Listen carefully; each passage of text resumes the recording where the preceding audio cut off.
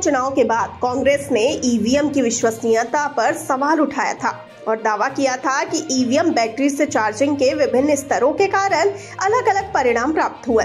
अपने जवाब में मेघवाल ने यह भी बताया कि आयोग ने मशीनों को रखने और उनकी आवाजाही के दौरान सख्त सुरक्षा प्रोटोकॉल के साथ कठोर और सुरक्षित प्रशासनिक प्रक्रियाएं लागू की हैं। इन प्रोटोकॉल में 24 घंटे सीसीटीवी निगरानी, सशस्त्र सुरक्षा, लॉग बुक और जीपीएस आधारित वाहनों का इस्तेमाल शामिल है। हरियाणा विधानसभा चुनाव के बाद से ईवीएम का मुद्दा एक बार फिर से गरमाया हुआ है।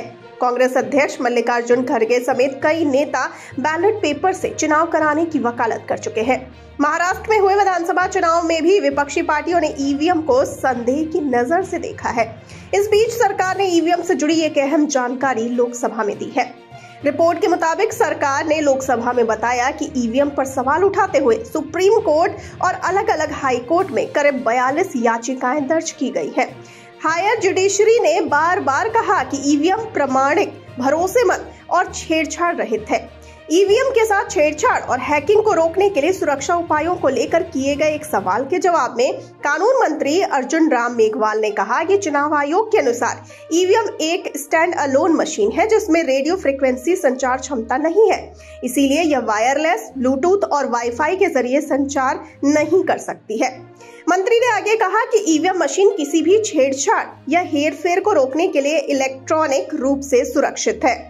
इसमें कई तकनीकी सुरक्षा विशेषताएं शामिल हैं, जैसे कि एक बार प्रोग्राम करने योग्य चिप, अनाधिकृत पहुंच कर पता लगाने वाला मॉड्यूल भी शामिल है।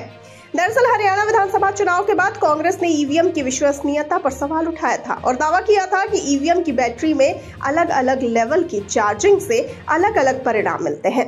चुनाव आयोग ने तब ये कहते हुए शिकायत को खारिज कर दिया था कि कांग्रेस चुनाव दर चुनाव सामान्य संदेह का धुआं उठा रही है। आपको बता दें कि कांग्रेस पार्टी की राष्ट्रीय महासचिव प्रियंका गांधी ने भी ईवीएम का मुद्दा उठाया। उन्होंने कहा कि हमें ईवीएम की बजाय बैलेट पेपर पर जाना होगा, कोई बीच का रास्ता नहीं हो सकता है, या तो ईवीएम या बैलेट पेपर। कांग्रेस ने तय किया है कि वो सेबी की तर्ज पर चुनाव आयोग को निशाने पर रखेगी, क्योंकि उसका मानना है कि पूरी चुनावी प्रक्रिया में पारदर्शिता नहीं है।